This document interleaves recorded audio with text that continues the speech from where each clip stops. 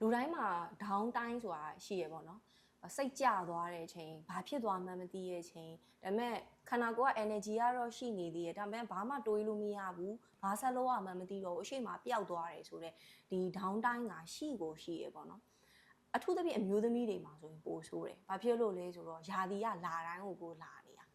ယာဒီလာတိုင်းလာနေတဲ့အချိန်မှာတစ်လတစ်ခါလာပြီးဆိုရင်လာကနီးအရှိတစ်ပတ်လောက်ဆိုရင်ဒီလိုမျိုးအုံနောက်က freeze ဖြစ်သွားတာပျောက်သွားတာခဏကြုံကြတယ်ပေါ့နော်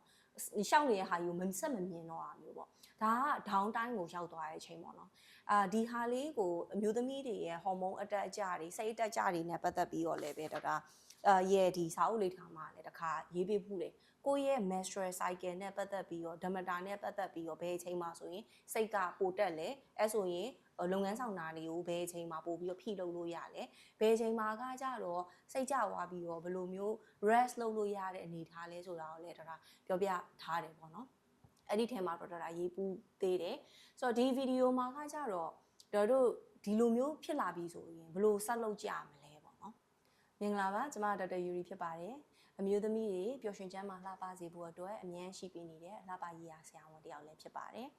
အမျိုးသမီးငယ်လေးတွေအတွက်လည်း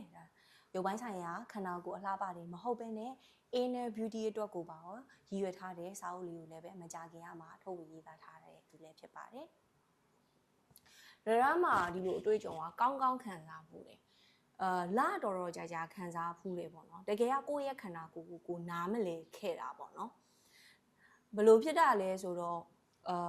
မြဲတမ်းနဲ့ social media သုံးနေကြတယ်ခုခေတ်လူငယ်တိုင်းဆိုရင်လည်းအမြဲတမ်းသုံးနေဆိုတော့သူများတွေရဲ့ energy တက်နေတဲ့အချိန်ပေါ့နော်သူများတွေဖိကြောက်နေတဲ့အချိန်တစ်ခုနဲ့ကိုဒေါင်းတိုင်းကိုရောက်နေတဲ့အချိန်နားရမယ့်အချိန်တစ်ခုနဲ့ social media လေး scroll လုပ်လိုက်တာနဲ့အဟာယူကိုကအတင်းသွားပြီးတော့ compare လုပ်ပြီးတော့ငါမှဒီလိုမျိုး energy မရှိဘူးသူများတွေမှာကြတော့အဆင်ပြေလိုက်တာ always active ဆိုတဲ့ဟာကိုမသိမသာနဲ့ကိုဟာကိုသွားပြီးတော့ရှင်မိတဲ့အခိုင်အတန့်ရှိရပေါ့နော်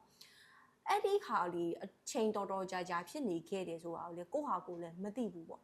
နောက်ပိုင်းကျမှတော်သတိထားယူရတယ်ပေါ့နော်အဲ့တော့အဲ့တုန်းကကျတော့ဒီလိုဒေါင်းတိုင်းလေးရောက်တဲ့ချိန်ကျတော့တရားရည်လည်းနားထောင်နေအတက်နိုင်ဆုံးကိုယ့်ကိုခူးဖြစ်စေမဲ့ဟာပေါ့နော်စိတ်ပိုင်းဆိုင်ရာအကုန်လုံးငြိမ်သွားစေမဲ့ဟာမှန်သမျှလုံးသမျှအကုန်လုံးကိုလိုက်လုပ်တယ်ဒါပေမဲ့အဖြေမတွေးခဲ့ဘူးပေါ့နော်တခုတော့ရှိနေသေးတယ်ဒီဟာတွေကကိုယ်နဲ့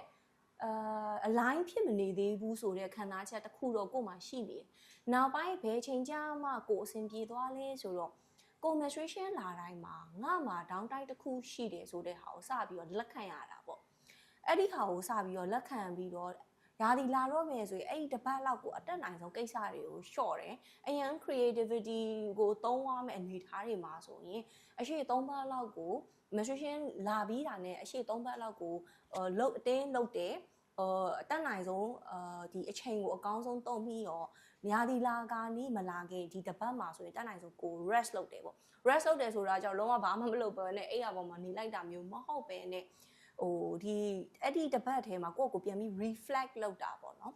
ငါအရှိ3ပတ်တော့ဘယ်လိုတွေပြီးခဲ့တယ်ဘာတွေရှင်ပြီးခဲ့တယ်ဘာတွေမှားခဲ့တယ်အဲ့လိုမျိုးပုံစံနဲ့ကိုယ့်ကို reflect လုပ်တယ်စာလေးတွေပြန်ရေးတယ်ပေါ့နော်journaling ပြန်ရေးတဲ့ပုံစံလေးကိုဒါသွားတယ်ပြီးတော့ social media သုံးတာကိုအတက်နိုင်ဆုံး short တယ်ဆိုပေမဲ့သုံးတဲ့အချိန်လည်းရှိတဲ့အချိန်မှာသုံးရင်တောင်မှကိုယ့်ရဲ့စိတ်ကိုပြန်ပြီးသတိကပ်ရတဲ့အချိန်မျိုးရှိတယ်ဥပမာသူများတွေအရင် high ဖြစ်နေတဲ့အချိန်နဲ့ကိုခုနားနေတဲ့အချိန်မှာအရင် scrolling မလုပ်မိဘူးအရင် compare သွားမလုပ်မိဘူးကိုယ့်ကိုလည်းသတိထားပြီးတော့သတိကပ်ရတဲ့အချိန်ရှိတယ်ဒါပေမဲ့လည်းတစ်ခါလေကျရင်လွတ်ထွက်သွားတဲ့အချိန်2နာရီလောက် social media scrolling လုပ်ပြီးပြီဆိုရင်သိကြတယ်လုံးဝ energy ကကျသွားပြီဘယ်လိုပဲကြည့်ရတယ်ပဲပြောပေါ့နော်ဘယ်လိုပဲအုံနောက်မသုံးရဘူးပဲပြောအဲ့လိုမျိုးဆိုရင်အဲ့ချိန်ကြရင်ဆိုရင်အရင်လိုမျိုးပေါ့နော်ဟာငါဘွားကြီးကအခုငါဘာမှမလုပ်နိုင်တော့ဘူးသူများတွေကဆိုတဲ့ခေါင်းစဉ်အတက်နိုင်ဆုံးရော့သွားတယ်ပေါ့နော်အဲ့တော့အဟာလေးကိုshort လာနိုင်တယ်အဲ့တော့သူများတွေနဲ့ comparison လုပ်တာတော်တော်လေးရော့သွားတယ်ပြီးရဲ့ချိန်ကျ social media တိုင်းကားကြတော့လည်းပဲသတိနဲ့ကပ်ပြီးတော့ကိုပို့ပြီးတော့သုံးတက်လာတယ်ပြီးတော့ social media ကိုပို့ပြီးတော့ productivity ဘက်ကိုပဲရောက်အောင်ပေါ့နော်ဒီ education နဲ့ဘိုင်းဆိုင်ရာကိုပဲဒါပို့ပြီးတော့သုံးလာတာများတယ်ပြီးတော့အတက်နိုင်ဆုံးတနေ့တာကိုပေါ့နော် reflect ပြန်လုပ်ဖြစ်တယ်နေတိုင်းမရေးဖြစ်ရင်တောင်မှပေါ့နော် ကိုချစ်ရတဲ့သူနဲ့ညာဘက်တွေဆိုရင်လေတရက်တာဘလို့ကြော်ဖြတ်ခဲ့လဲဆိုတဲ့ဟာလေးတွေကိုပြန်ပြောဖြစ်တယ်ပေါ့နော်အဲ့ဒီအချိန်မှာကျေးဇူးတင်ရတဲ့လူတွေကိုလည်းဒါပြန်ကျေးဇူးတင်တယ်အဲ့ဒီလူတွေကိုပါတခါတည်း wish လုပ်ပေးရပေါ့နော်ဘာဖြစ်လို့လဲသူတို့ကကိုယ့်ကိုအထောက်ပံ့ပြုတ်လိုက်တဲ့အချိန်မှာသူတို့လေးတွေလည်းပဲပို့ပြီးတော့အဆင်ပြေဖို့စိတ်ချမ်းသာဖို့အောင်မြင်မှုအတွက်ကိုပို့ပြီးတော့ကိုယ်လည်း wish လုပ်ပေးဖြစ်တယ်အဲ့တော့ညာဘက်တွေဆိုရင်ဒီလိုမျိုး gratitude လေးနဲ့ဒါပြန်ပိတ်လိုက်တာဖြစ်တဲ့အတွက်အရင်ရက်တွေကဒီ toxic တွေ waste တွေမပါလာတော့ toxic တို့ waste တို့လို့သုံးတဲ့ချိန်ဟာကကြတော့တခြားလူရဲ့ impact ကိုဒါပြောတာမဟုတ်ဘူးပေါ့နော်ကို care မတိမတာနဲ့ကို carry လုပ်လာခဲ့တဲ့အရာတွေကိုတရက်မှာတင်ဖြတ်ချပြီးတော့ကိုယ့်ရဲ့စိတ်ဆန္ဒတွေစိတ်တွေအကုန်လုံးကိုကောင်းတဲ့ဘက်ကိုကျေးဇူးတင်တဲ့ဘက်ကိုပြောင်းလိုက်တာပေါ့အဲ့ဒီဘက်ကိုရွေးချယ်လိုက်တာအဲ့တော့ညာတိုင်းအိတ်ခါနီးဘက်မှာဆိုအဲ့ဒီဘက်ကိုသွားလိုက်တာဆိုတော့နောက်နေ့မနေ့လည်းရကောဟိုလိုမျိုးကြီးတော့ဟာငါပြောတယ်ဘာညာတော့မဖြစ်ဘူး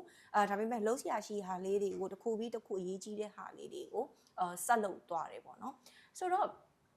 ဒီဗီဒီယိုမှာဒါသိချင်တာဒါအဓိက message ပေးချင်တာကအမျိုးသမီးတယောက်ဒီအမျိုးသမီးချင်းတူတောင်မှတယောက်နဲ့တယောက် cycle မတူဘူးတက်တဲ့ cycle နဲ့ကြားတဲ့ cycle မတူဘာဖြစ်လို့ဆို menstruation လာတဲ့ဟာတွေမတူတာဖြစ်တဲ့အတွက်မတူဘူး individualize အရင်ဖြစ်တဲ့အဟာကိုလက်ခံတတ်ရမယ်ပြီးရဲ့ချိန်ကြရင်ဒီအရှိ3ဘက်ကို energy တက်နေတဲ့အချိန်မှာကိုဘလို့အကောင်းဆုံးအသုံးပြုမလဲအချိန်ကိုပေါ့နော်အဟာကိုသိရမယ်နောက်ဆုံးတစ်ပတ်မှာလည်းပဲအရှိရ3ဘက်ကိုကောင်းကောင်း reflect လုပ်တတ်ရမယ် lesson learn တွေကိုသင်ယူနိုင်ရမယ်အဲ့ဒီခါကိုလည်းကိုကောင်းကောင်းစာဖြစ်တော်လဲကောင်းချစ်ရတဲ့သူပေါ့နော်ကိုယုံကြည်ရတဲ့သူကိုတော်လဲကောင်းပြန်ပြီးအပြန်အလှန်ပြောတာမျိုးလေးနဲ့လုပ်လို့ရတယ်အပြီးရင်ဒီခေါင်းသိမ့်မသုံးရတဲ့ဟာလေးကိုဒီတစ်ပတ်မှာသွားမယ်ပြီးရဲ့ချိန်ကျမှ menstruation လာပြီးကဲနောက်တစ်လ9ရက်လာပြန်ဖြစ်လာပြီဆိုတဲ့ချိန်ကျရင်ဆိုရင်ပြန်ပြီးတော့အသစ်ကနေပြန်စားတယ်ဆိုတော့ဒီလိုမျိုးပုံစံလေးနဲ့သွားမယ်ဆိုရင်ဒေါက်တာတို့ရဲ့ overthinking process တွေတော်တော်များများကို short ချလိုက်နိုင်မယ်ပြီးတော့ပို့ပြီးတော့ကိုယ့်ရဲ့ခန္ဓာကိုယ်ကိုပို့ပြီးကျေနပ်လာစေနိုင်တယ်ကိုယ့်ဟာကိုယ်လည်းနေရထိုင်ရတာပို့ပြီးတော့တတောင်းတတာဖြစ်လာစေနိုင်တယ်ဆိုတော့လက်ရှိတော့ဒါဒီလိုမျိုးကြော်ဖြတ်နေတာဖြစ်တယ်အဲ့တော့ Urian လေးတွေလည်းပဲဂျုံတယ်အဆင်ပြေတယ်ကိုယ်နဲ့ align တက်တယ်ဆိုရင်ဒီနည်းလမ်းလေးကိုအသုံးပြုစီချင်ပါတယ်ဆိုတော့ကျေးဇူးတင်ပါတယ်